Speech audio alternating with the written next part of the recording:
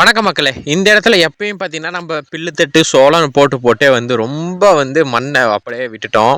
அது போக மாடும் பார்த்தீங்கன்னா, கட்டி கட்டி பார்த்தீங்கன்னா நல்ல ஒரு எருவு இருக்குது. இந்த டைம் வேறு ஏதோ பண்ணணும்னு சொல்லிட்டு, சரி நம்ம மொளகா தக்காளி செடி இப்போ தான் ரீசெண்டாக ஒரு 3 பாத்தி கிட்ட வச்சோம். அதே மாதிரி பார்த்தீங்கன்னா 3 பாத்தி கிட்டத்தட்ட ஒரு 200 to 250 செடி பிடிச்சிச்சு. அதே மாதிரி பார்த்தீங்கன்னா இந்த இடத்துல பார்த்தீங்கன்னா, ஒரு புளிச்சக்கீரை விதைச்சு விடலான்னு சொல்லிட்டு பார்த்தீங்கன்னா மண் இந்த இடம் ஃபுல்லாக மேடாகி போச்சு. அந்த இருக்கிற மண்ணெல்லாம் மூளை எந்த இடம் மேடாக இருக்கோ அந்த இடத்தெல்லாம் தட்டி விட்டு, அடுத்து பார்த்தீங்கன்னா ஒரு கட்டையை போட்டு சொட்டு நீர் பைப்பு கட்டி அப்படியே பார்த்தீங்கன்னா நிறைய விடலான்னு பார்த்தா, மண் வேறு கொஞ்சம் கொஞ்சம் ஒரு 10-15 மலை தூத்தல் மாதிரி வந்துட்டு போகும். பார்த்தீங்கன்னா மண் அப்படியே பார்த்தீங்கன்னா உட்காந்துக்குச்சு. ஒலை ஓட்டினப்ப நல்லா பொல இருந்துச்சு. இப்போ 5 மலை தூத்தல் போடவும் மண் பார்த்தீங்கன்னா இழுத்து வரல. என்ன பண்ணுறதுன்னு பார்த்துட்டு பார்த்தீங்கன்னா 2 மம்டி வச்சு பார்த்து கொட்டி இழுத்து விட்டும் பார்த்தோம். அப்பயும் பார்த்தீங்கன்னா அப்பப்போ மண் வரல. சரி முடிஞ்ச அளவுக்கு பார்த்தீங்கன்னா எல்லாத்தையும் மம்டியில் தூக்கி போட்டு பார்ப்போம். எந்த தூரம் உள்ள போதோ அவ்வளோ தூரம் போட்டு சொல்லி விட்டாச்சு. இப்போ தான் ஃபஸ்ட் டைம் நம்ம சேனலில் பார்க்குறேன்னா மறக்காமல் சப்ஸ்கிரைப் பண்ணி பெல் ஐக்கான் அடிச்சு விடுங்க. ஏகப்பட்ட நம்ம ஃபார்மிங் கண்டென்ட் நம்ம சேனலில் போட்டுட்ருக்கோம். மறக்காமல் பார்த்து என்ஜாய் பண்ணுங்கள். சப்ஸ்கிரைப் பண்ணி விடுங்க, ஷேர் பண்ணி விடுங்க, சப்போர்ட் பண்ணுங்கள்.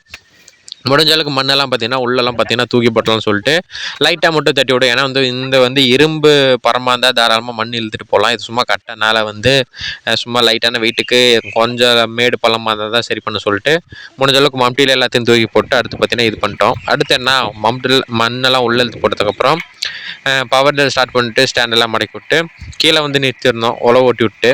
சரி அப்படியே மேலே கொண்டு வரலாம் சொல்லிட்டு அப்படியே பார்த்திங்கன்னா மேலே எடுத்துகிட்டு வர கிளம்பிட்டாச்சு.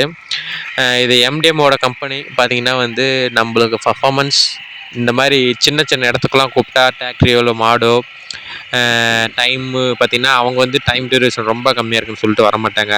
அதே நம்ம மம்திலே கொட்டி போடலான்னு பார்த்தீங்கன்னா இது கல்யாண காடை. அதனால் நம்மளுக்கு கொத்துறது பார்த்திங்கன்னா நம்மளுக்கு ரொம்ப எனர்ஜி வேஸ்ட் ஆகும். ஏன்னா 2 பாத்தி அளவு தான் புளிச்சக்கீரையும் விதைக்கிறதுனால ரொம்ப வேலை இருக்குன்னு சொல்லிட்டு பவர் டில்லர் இருந்தால் தாராளமாக ஒரு 2 சுற்று தான் வரும். ஒரு 4 ரவுண்ட் சுற்றணும் அப்படின்னா அந்த பாத்தி முடிஞ்சிடும். இந்த இடத்துல கல்லுக்கட்டுலாம் பார்த்திங்கன்னா ஜாலியாக வண்டி ஏற்றலாம். அதுவும் பார்த்து பொறுமையாக ஏற்றின அப்படின்னா வண்டி சும்மா ஸ்மூத்தாக போகும். இந்த பவர் டில்லர் வாங்கி கிட்டத்தட்ட பார்த்திங்கன்னா ஒரு 6 மாதம் சம்திங் ஆச்சு. கிட்டத்தட்ட ஒரு 30 மணி நேரம் கிட்ட ஓடிட்டோம். நம்ம 1 மணி நேரத்துக்கு டிராக்டரி கிட்டத்தட்ட ஒரு 1000 ரூபா கொடுத்தா கூட 30 மணி நேரத்துக்கு கிட்டத்தட்ட 30,000 ரூபா. நம்ம 30,000 ரூபாய்க்கு தான் வண்டியே வாங்கினோம். மிஞ்சி அதிகபட்சமாக ஒரு 2,000 ரூபா கிட்ட பெட்ரோல். அவ்வளோ ஐ திங்க் ஒரு 30 மணி நேரம்னா கூட கிட்டத்தட்ட ஒரு 30 லிட்டர் தான் பிடிச்சிருக்கோம். அப்படியும் கூட நம்மளுக்கு ஒரு 3,000 ரூபா கிட்ட தான் பெட்ரோல் சார்ஜே இழுத்துருக்கோம். அப்புறம் அதுவும் பார்த்தீங்கன்னா டெப்த்து பொறுத்து பார்த்தீங்கன்னா கொஞ்சம் மைலேஜ் பின்ன டிஃப்ரெண்ட் ஆகும். 1 லிட்டர் பெட்ரோல் ஊற்றணும்னா 50 to 55 நிமிஷம் ஓடும். அதே டெப்த்து கொஞ்சம் கம்மியாக இருக்குது அசால்ட்டாக வண்டி போட்டோம்னா தாராளமாக 1 மணி நேரத்துக்கு மேலே ஓட்டலாம். வண்டியோட கெப்பாசிட்டி பார்த்தீங்கன்னா கிட்டத்தட்ட ஒரு 3 லிட்ரு.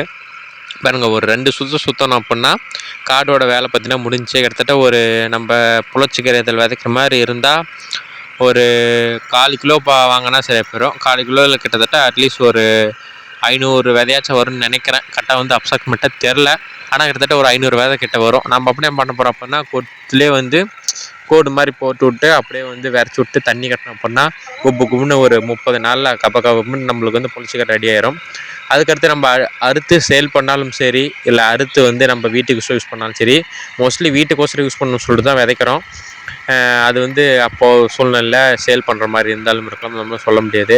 இதில் பார்த்திங்கன்னா கிட்டத்தட்ட ஒரு 32 பிளேடு இருக்கும். 32 பிளேடு பார்த்திங்கன்னா சேர்ந்து கிட்டத்தட்ட ஒரு 4 அடிக்கு உழவு ஓட்டும். நம்ம இப்படி 4 அடியிலேருந்து 1/2 அடி வரைக்கும் 1 அடி வரைக்கும் குறைச்சிட்டு வந்துகிட்டே இருக்கலாம். ஒரு சைடு பிளேடு 1/2 அடி, இன்னொரு சைடு பிளேடு 1/2 அடி போட்டு கிட்டத்தட்ட நம்ம 1 அடி பார் ஓட்டிக்கலாம், 1 அடி பார் ஓட்டிக்கலாம், 2 அடி பார் ஓட்டிக்கலாம், 3 அடி பார் ஓட்டிக்கலாம்.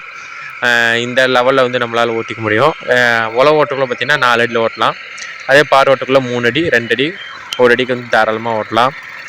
இதோட அட்டாச்மெண்ட்லாம் பார்த்திங்கன்னா 32 பிளேடு கொடுத்தாங்க.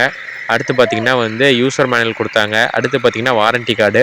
அடுத்து பார்த்திங்கன்னா பார் கலப்பை. இதெல்லாம் நம்மளுக்கு அட்டாச்மெண்ட்டாக கொடுத்தாங்க. இதுக்கு மேலே அட்டாச்மெண்ட் வேணுனாலும் நம்ம தாராளம் எம்டிஎம் கால் பண்ணியோ வாட்ஸ்அப்பில் டெக்ஸ்ட் பண்ணிட்டியோ நம்மளுக்கு தேவையானதை சொல்லிட்டோம் அப்படின்னா அவங்க கொரியரில் போட்டு விட்ருவாங்க.